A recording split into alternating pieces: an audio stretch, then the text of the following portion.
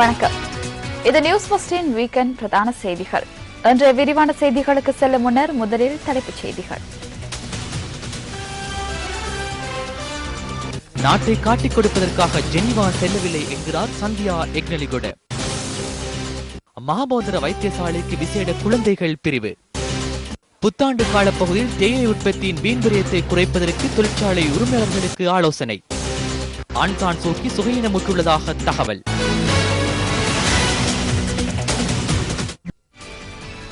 தொடர்வன உள்நாட்டுச் செய்திகள். காணாமற் போன ஊடகவியலாளர் பிரகீத் எக்னலிகொடவின் மனைவி சந்தியா எக்னலிகொட ஐரோப்பாவிற்கு மேற்கொண்டிருந்த விஜயத்தின் பின்னர் இன்று நாடு திரும்பினார். මම ජිනීවා ගියා 19 වෙනිදා ජිනීවා වල සයිඩ් ඉවෙන්ට් එකක් තිබ්බා හවස 4ට. நான் ஜெனீவா சென்றிருந்தேன். 19ஆம் தேதி ஜெனீவாவில் பிரத்யேக நிகழ்வொன்றில் கலந்து கொள்வதற்காக அங்கு சென்றேன். மாலை 4 மணியளவில் அந்த நிகழ்வில் நான் கலந்து கொண்டேன். அதன்போது இலங்கையில் காணாமற் போனவர்கள் தொடர்பாக நான் கருத்துக்களை வெளியிட்டேன். நான் அவ்விடத்தில் உரை நிகழ்த்திய பின்னர் மிகவும் மோசமான விதத்திலேயே இலங்கை அரசாங்கம் நடந்து கொண்டது. மோகான் பீரிஸ் இந்த விடயம் தொடர்பாக எதனையும் கூற மறுப்பதனால் இதுகுறித்து அவரின் கவனத்துக்கு கொண்டு செல்வதற்காகவே நான் அங்கு சென்றேன். அவ்வாறு இல்லாமல் நாட்டை காட்டிக் கொடுப்பதற்காக நான் செல்லவில்லை. எனது கணவர் தொடர்பிலான விடயங்களை அவர்கள் வெளியிட வேண்டும். அதற்காகவே நான் இவை அனைத்தையும் செய்கின்றேன். எனினும் நான் நாட்டை காட்டிக் கொடுக்க முயல்வதாக அவர்கள் குறிப்பிடுகின்றனர். ஏனைய நாடுகளின் அவதானம் திரும்பும் வகையில் நான் எனது செயற்பாடுகளை முன்னெடுத்துள்ளேன். இடம்பெயர்ந்தவர்கள் தொடர்பிலான விடயங்களை ஆராயும் குழுவின் உறுப்பினர்களையும் நான் சந்தித்தேன். தாம் தொடர்ந்தும் இது குறித்து அவதானம் செலுத்தி வருவதாகவும் அரசாங்கத்திற்கு அழுத்தம் கொடுப்பதாகவும் அவர்கள் என்னிடம் கூறினர். அரசாங்கத்திடம் தொடர்ந்தும் இது குறித்து வினவுவதாகவும் என்னிடம் அவர்கள் குறிப்பிட்டனர். බලපෑම් කරනවා කිව්වා ඒගොල්ලන් රජයෙන් නිතරම විමසනවා කිව්වා මේ ගැන.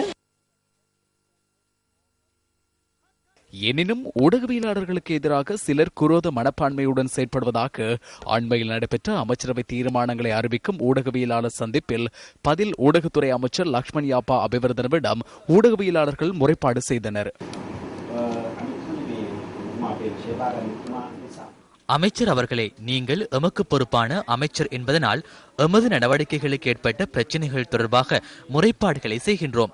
தற்போது அரசாங்கத்தின் சுயாதீன தொலைக்காட்சி சேவையின் ஒரு சிலர் எவ்வித அடிப்படையுமின்றி நீங்கள் கூறியதைப் போன்று முற்றுமுழுதாக ஊடக தர்மங்களுக்கு முரணாக செயற்படுகின்றனர். என்னை பற்றியும் அவர்கள் கூறியுள்ளனர். அதனை அவர்கள் ஒளிபரப்பிவிட்டு கீழால் ஒரு வசனத்தையும் எழுதுகின்றனர். அதாவது வேறொரு நடவடிக்கையை எடுக்குமாறு அவர்கள் கூறுகின்றனர். எனவே எமது உயிருக்கு அங்கு ஒரு பிரச்சனை நிலவுகின்றது.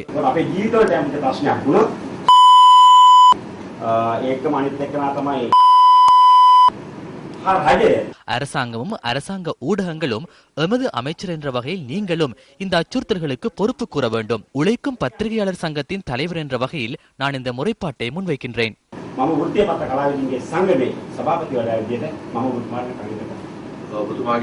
உங்களிடம் ஏதாவது முறைப்பாடுகள் இருப்பின் அதனை என்னிடம் வழங்குங்கள். உங்களுக்கு தனிப்பட்ட விதத்தில் பிரச்சனை இருப்பின் அதனையும் வழங்குங்கள்.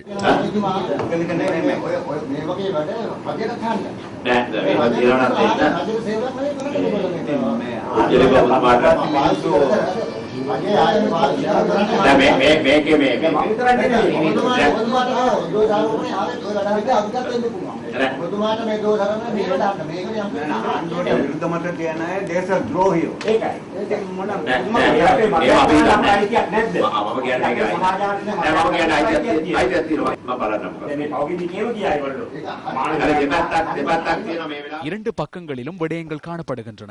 குறிப்பாக உங்கள் பக்கத்தில் விடயங்களை நான் பிற்போடுவதற்கு விரும்பவில்லை. எந்த ஒரு இடத்திலும் தனிப்பட்ட முறையில் தீர்மானங்களை எடுக்க முடியும். எனினும் நாட்டுக்காக செய்யும் போது அந்த சுதந்திரத்தை பயன்படுத்தி தாக்குதல்களை மேற்கொள்வதுடன் நட்பெயர்களுக்கு களங்கம் ஏற்படுத்துகின்றனர். அவை அனைத்திற்கும் சுதந்திரம் உள்ளது. அந்த சுதந்திரம் தனியார் பிரிவை போன்று அரசு துறைக்கும் உள்ளது.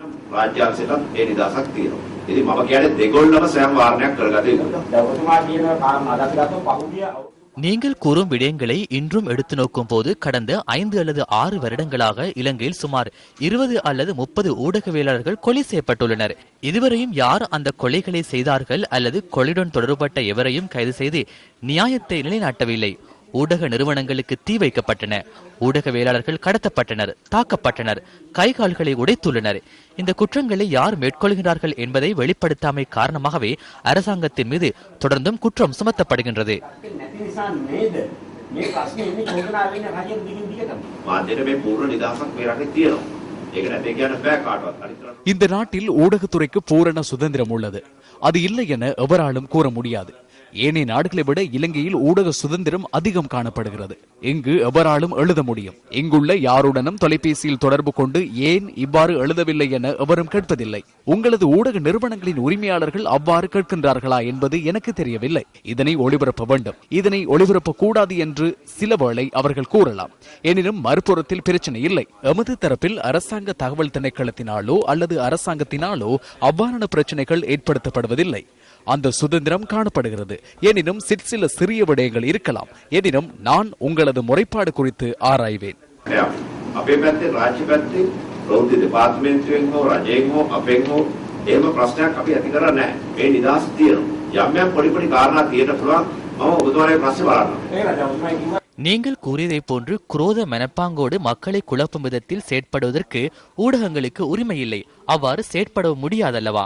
மிகவும் தேச துரோகமான செயல் கீழ்நிலைக்கு தள்ளப்பட்டுள்ளது. எமது கைகால்களை உடைத்து விடுவர்.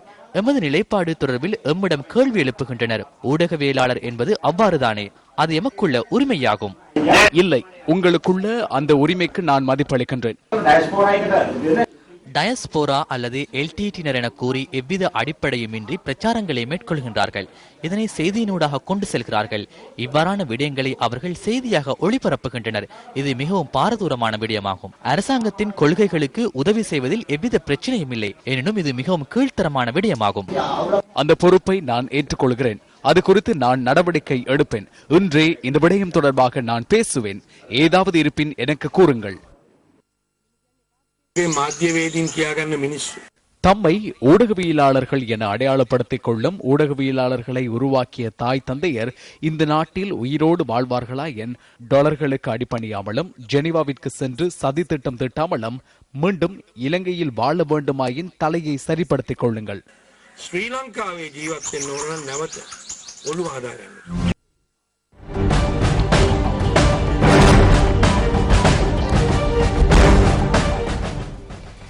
கொல்லுப்பிட்டி வால்காராம விகாரையின் பிரதான நுழைவாயிலை ஜனாதிபதி மஹிந்த ராஜபக்ச திறந்து வைத்தார்.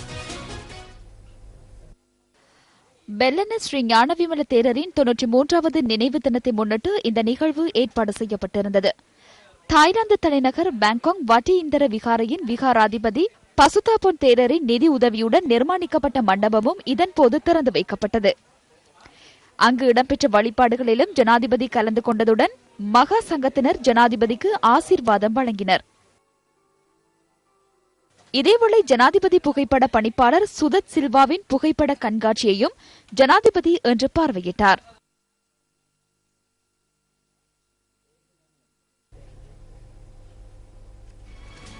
கேதாராம ஸ்ரீ கனகதுர்க்கை முனியப்பர் ஆலயத்தின் மகா கும்பாபிஷேக அலங்கார பூஜைகள் இன்று நடைபெற்றன.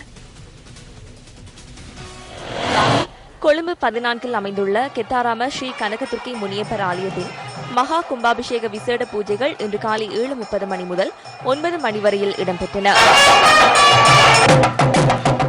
இந்த நிகழ்வில் கொழும்பு மாநகர சபையின் எதிர்க்கட்சித் தலைவர் மிலிந்த மொரகொட மற்றும் இந்து கலாசார அமைச்சின் பணிப்பாளர் உள்ளிட்ட பலர் கலந்து கொண்டிருந்தனர். அத்துடன் பெருந்திரளான பக்தர்கள் கும்பாபிஷேக பூஜைகளில் கலந்து கொண்டு துர்க்கையின் ஆசிகளை பெற்றுக் கொண்டனர். யாழ்ப்பாணம் சுன்னாகம் பகுதியில் குப்பி விளக்கு தவறி வீழ்ந்ததில் உயிரிழந்த சிறுமியின் இறுதிக் கிரியைகள் இன்று நடைபெற்றன. இம்முறை கல்வி பொதுத்தராதர சாதாரண தர பரீட்சைக்கு தோட்டி பெறுபேட்டை எதிர்பார்த்திருந்த சந்திரசேகரம் சுஜித்ரா வறுமைக்கு மத்தியிலும் தனது கல்வியை தொடர்ந்தார். மின்சார வசதி இல்லாத தனது வீட்டில் குப்பி விளக்கில் கல்வியை தொடர்ந்த சுஜித்ராவுக்கு பரிதாப சம்பவம் ஒன்றை எதிர்நோக்க வேண்டி ஏற்பட்டது. குப்பி விளக்கு தவறுதலாக வீழ்ந்து ஆடையில் தீப்பிடித்ததை அடுத்து எரிகாயங்களுக்குள்ளான இந்த மாணவி தெல்லிப்பளை வைத்தியசாலையில் அனுமதிக்கப்பட்டார். பின்னர் யாழ் போதனா வைத்தியசாலைக்கு மாற்றப்பட்ட இவர் சிகிச்சை பலனின்றி உயிரிழந்துள்ளார். 6 பேரை கொண்ட குடும்பத்தின் 2வது பிள்ளையான சுஜித்ரா கல்வியில் அதிதிறமையை வெளிப்படுத்திய ஒரு மாணவி என அவரது உறவினர்கள் குறிப்பிட்டனர். விளம்பரங்களின் பின்னர் நியூஸ் ஃபர்ஸ்டின் வீக்கெண்ட் பிரதான செய்திகள் தொடரும்.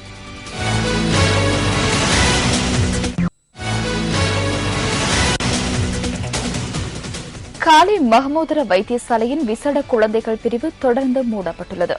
இந்த நிலையில் விசேட குழந்தைகள் பிரிவொன்றை தற்காலிகமாக ஆரம்பிக்க உள்ளதாக சுகாதார அமைச்சு தெரிவித்துள்ளது. மகமோதர வைத்தியசாலையின் விசேட குழந்தைகள் பிரிவில் சில குழந்தைகள் உயிரிழந்ததை அடுத்து அந்த பிரிவிற்கு குழந்தைகள் அனுமதிக்கப்படுவதை நிறுத்துவதற்கு சுகாதார அமைச்சு நடவடிக்கை எடுத்திருந்தது.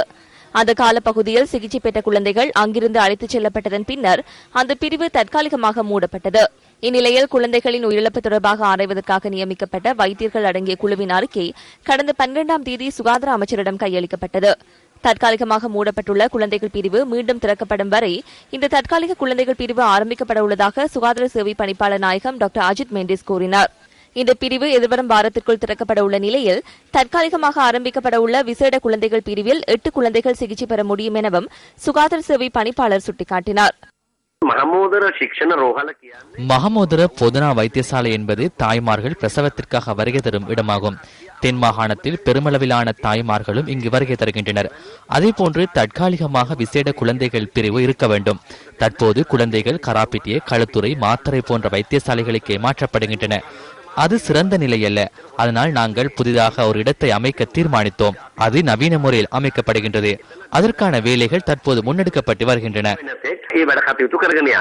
பிரச்சினைக்கான தீர்வொன்றாகவே சுகாதார அமைச்சு இந்த தீர்மானத்தை எடுத்துள்ளதாக டாக்டர் அஜித் மெண்டிஸ் குறிப்பிடுகின்றார்.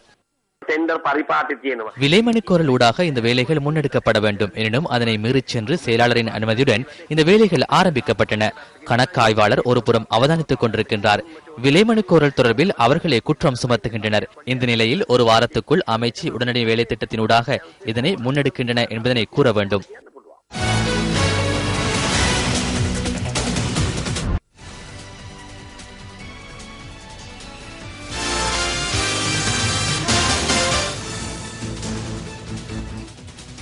இவ்வருடம் புத்தாண்டு காலப்பகுதியில் தேயிலை உற்பத்திகளுக்கு ஏற்படும் பாதிப்புகளை குறைத்துக் கொள்வதற்கான நடவடிக்கையை மேற்கொண்டுள்ளதாக இலங்கை தேயிலை அதிகார சபை தெரிவித்துள்ளது. புத்தாண்டு காலப்பகுதியில் செயற்பட வேண்டிய விதம் குறித்து தேயிலை தொழிற்சாலை உரிமையாளர்களுக்கு எழுத்து மூலம் அறிவித்துள்ளதாக இலங்கை தேயிலை அதிகார சபை குறிப்பிட்டுள்ளது. புத்தாண்டு தினங்களில் தேயிலை கொழுந்து பறிக்காமையின் காரணமாக சுமார் 300 மில்லியன் கிலோகிராம் தேயிலை உற்பத்திக்கு பாதிப்பு ஏற்படுவதாக தெரிவிக்கப்படுகின்றது.